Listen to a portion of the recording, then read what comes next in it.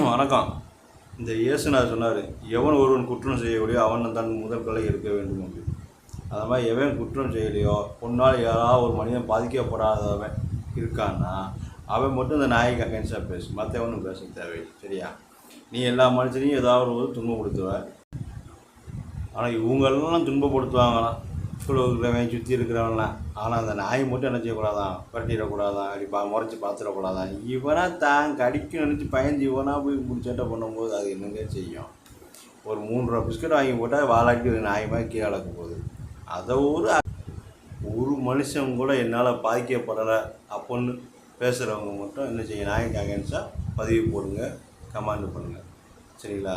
உங்களால் பாதிக்கப்பட்ட நிறையா இருக்கிறாங்க போது அவங்கள நல்வழிப்படுத்துங்க. நீங்கள் உங்களால் பாதிக்கப்பட்டவங்களும் சரி பண்ணுங்க அதுக்கப்புறம் இந்த பாதிக்கப்பட்டவங்க நீங்கள் சப்போர்ட் வரலாம், பேசி வரலாம். ஓகேவா?